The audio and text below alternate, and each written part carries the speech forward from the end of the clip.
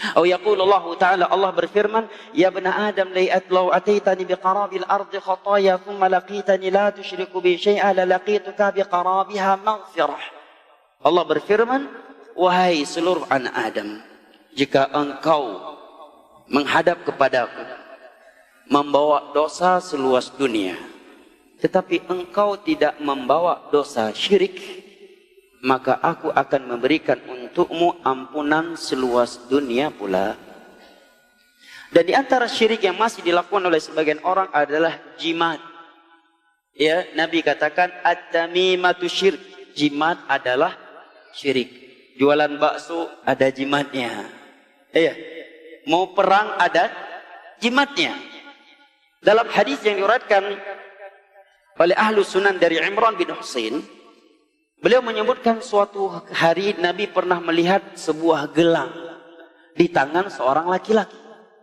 Nabi pun bertanya, mahadha, nyoba saja yang gelang penyan.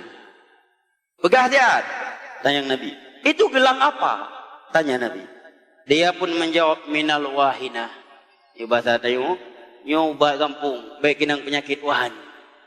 Obat biar enggak kena penyakit wahan. Wahan adalah suatu penyakit yang apabila menimpa jari telapak tangan bisa meruntuhkan jari jemari. Al-muhim dia penyakit yang menimpa telapak tangan. Artinya apa? Jimat. Apa kata Nabi? Inzah fa inna la yaziduka ila wahna.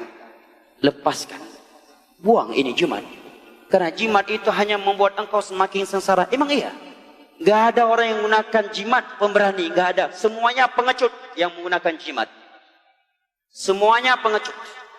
Apalagi kalau dia ingin bergerak, lupa bawa jimatnya. Iya.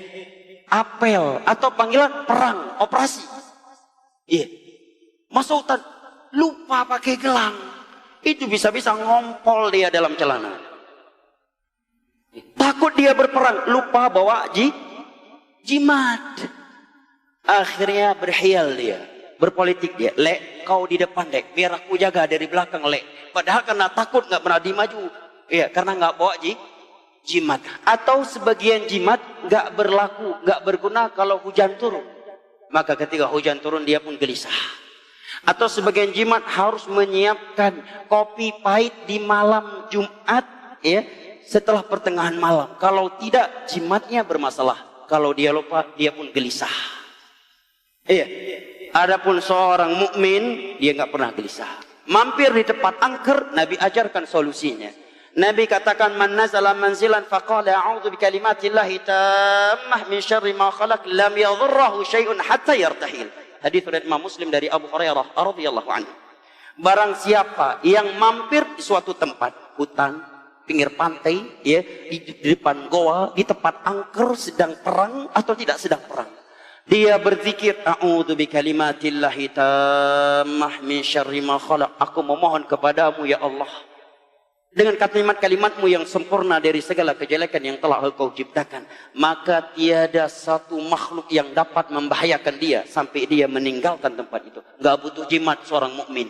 Ahli tauhid gak butuh jimat. Hana perle ke beneng yang kali ke pruh-pruh le orang malam. Hana perle koh butuh.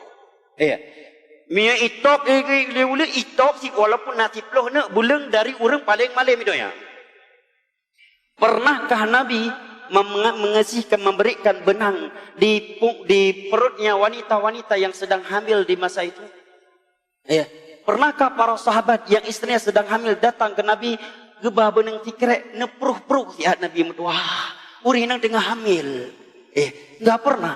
Pernahkah ketika Umar, Khalid bin Walid, Abu Sufyan berangkat jihad, Nabi panggil Umar, no jale.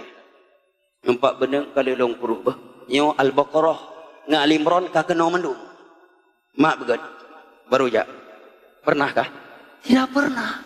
Nabi ketika mereka mau perang dipanggil dulu oleh Nabi, kemudian dikasihkan benang keramat, kasihkan cincin keramat, pakai gelek, pakai anak cincin. Yo miuna cincin yang bajaron nuho kaja hande ke. Yo kana atau dalam. Tidak pernah. Karena Al-Quran bukan untuk itu. Padahal Nabi adalah Rasulullah sallallahu alaihi wasallam. Iya. Maka Nabi katakan, buang ini jimat, fa innahu la yaziduka illa wahna. Jimat itu hanya membuat engkau penakut, pengecut dan lemah.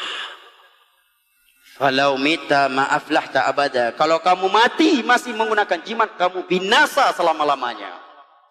Ini hal-hal yang cukup prinsipil yang perlu kita bahas. Ya, sekarang banyak orang bahas ekonomi ini itu, masalah syirik masih banyak dibiarkan. Yang itu adalah sebab kehancuran agama dan bangsa. Betapa banyak sebagian orang tidak beranggapan sial kalau dia hidup tanpa salat, tetapi dia beranggapan sial kalau melewati kuburan aulia di suatu tempat kemudian tidak turun nitip sedekah di situ. Iya, khawatir malang, khawatir sial perjalanannya, tapi dia nggak khawatir sial hidup tanpa salat, tanpa puasa, tanpa melaksanakan perintah-perintah Allah yang lainnya. Apa yang menyebabkan demikian? Syirik, jemaah. Syirik ini bahaya sekali, jemaah. Ini sesuatu yang sangat prinsipil. Oleh karena yang Nabi 13 tahun di Mekah belum membahas salat, zakat, riba, khamar 13 tahun diminum di hadapannya, di depan matanya. Nabi nggak katakan itu haram. Riba 13 tahun Nabi diam. Salat tidak boleh wajibkan dengan sempurna di Mekah. Puasa juga tidak, kecuali puasa Asyura, itu pun akhir-akhir beliau di Mekah. Haji juga tidak. Syirik semua pembahasannya. Akidah, akidah, akidah, akidah, akidah. Ketika mereka sudah memiliki hati yang bertauhid kuat, baru turun ini halal, ini haram, ini haram. Semuanya siap menerima dengan sami'na wa ata'na, karena akidahnya sudah lurus. Akidahnya sudah mantap. Yeah.